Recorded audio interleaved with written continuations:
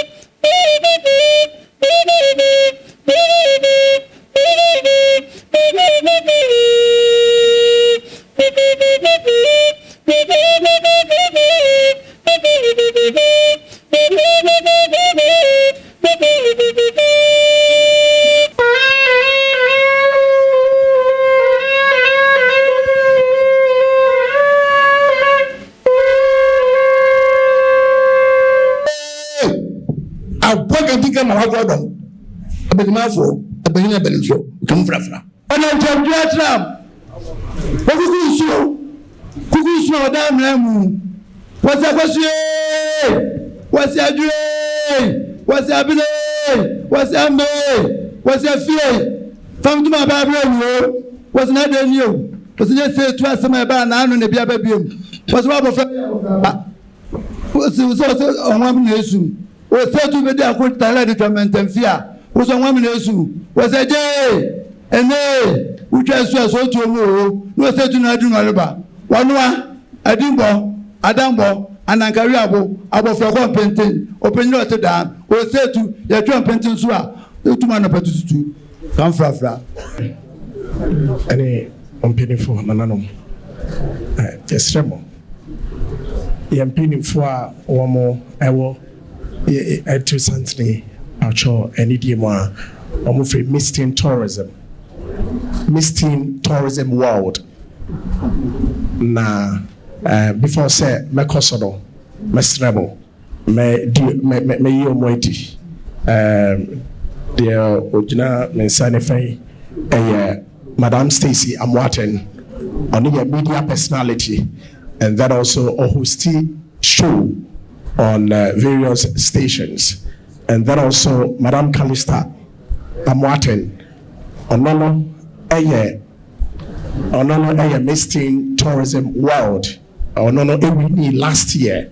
Now each year piano about a number of countries MBT somewhere in the world. Now last year it took place in Manila, Philippines.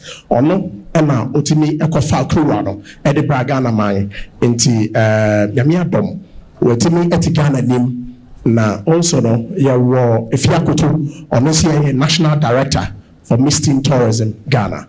Yes, also our Madam Georgina Williams, on UK Director. Also, yes, also our Madam Susan, and also one of your penny for, and then also your Joyce Osiu, and also a head of your makeup team. Last but not the least, your Beyonce Efia, or no, Calista Meusique Amoateng. Otumfuo Daroma Oboa amatourism atwatisi na ohwa medichakesi efri the Honorable Minister for Tourism, Honorable Dr. Ibrahim Awal Mohammed, and the Deputy Honorable Makokwe Komante. Also, your Chief Executive, Mr. Kwesi Agyemang.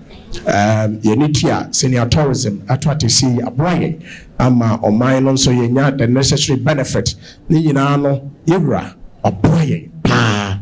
Enti Mrs. Madam Calista Amoateng ekoya no nyamiadom okoji kruwa no edibae na one major thing na oyusi ye otimi ewani ye pa say obo asanteman hu dewo in terms of your heritage aye gina so eno ena ema otimi efa kruwa no every bread as or mining no na ya the akoni kase yame bra from 1st to 20th of August. Ghana, the whole Ghana, yang and a hosting Misting Tourism World. Na Jumedi kesi bia ebe bra or mine pa you were close to about 50 countries one ba or mine mo na ebe bra ama your culture and heritage aba to bear. Yes, I know no Yura Abua tourism. Osha Yakumase office Mr. Eko Samson. Omina dini who dance here. Support our Diama tourism industry, no, very, very enormous. Yeah, can say no. Na share senior one ba ombetini aba santimaim no mbo santimaim nso a ebe boa ama your tourism no atwatisi ewa santiman, and then also the rest of the regions within the entire country. Inti ye kasani na ye promote domestic and international tourism. Inti nanachiame we there yesremo Yamishramo ni supporter Modema, the Ministry of Tourism, Arts and Culture, and then the Ghana Tourism Authority. Mukoswa na mumbraye na yentimi for tourists no embo minemo na generate revenue and then also job and employment for the teaming youth. Good morning, everyone. Your Majesty, good morning. I would like to say a very big thank you to everyone for allowing us to come here. Thank you. Yeah, nane. Yamiada ma wetimi kwa kudin kunma magana mansa. This Ministry of Tourism Moberena Jean Mata nechi maybe I was here editor nechi na ekwa animo no said we see the Ghana akwa bro baby a insure e de adwuma ba mam Jean se be insure e de adwuma kase pa ba mam Ghana na afi na bi a yehu ne sa nanso o ma bi o adwuma bi ani o kan insure nko an bi afi na yehu ne sa o ma bi ho no mu a adwuma bi ani ho sense ahwe no a eboko so a adwuma ba man mu ya ba kosem ne enema wudo pi wo ba bia Jean ya hihye ne yi a ye bɔ ne dawura nipa ba ba behwe Kentampo waterfalls enkransa batwa de ninyi Mole Park wo ho ninyi na ye bɔ ne dawura said the South Africa for bo ankrofo ko esa nipa ba se be nyama mu be o mo de wa gudi a kire mu no waterfalls kwansa se be ho sibu ho no mu a se be no ho no mu a mu se be ye mo a e park se wo ho asa no ho because afaso no kinti kwa asa no ho akɔje center when ma eguro as you say here no be be ba ba mu a ba ba ba yewura e hai se be no ni museum yi abakɔ sem kase pa le kusumtwe se de yewura sidi da ho e bi ba bi a uso ni le ya bo ma se be se ba ma mu ye pa enti na ura de wasua fa abakɔ sem ho na brochimemu a wodi di eyi na cheze ye wo bibi a ye mo ne dawuro ma ni pante ye ye hwe ni ye na Ghana ye ka baby pi ye betu ya bondawuro ya bakosem ye betu ama akomia nyina baby a wo bi wudru dagomba wo mu wa bakosem ye betu ya kam na ye wudru anwuna ye wo bibi ye betu ya kam wudru ha ye betu ya kam nya ni emfa nokure ne don kambom ni enhu so obi a wo bibi kakra bi e ka bo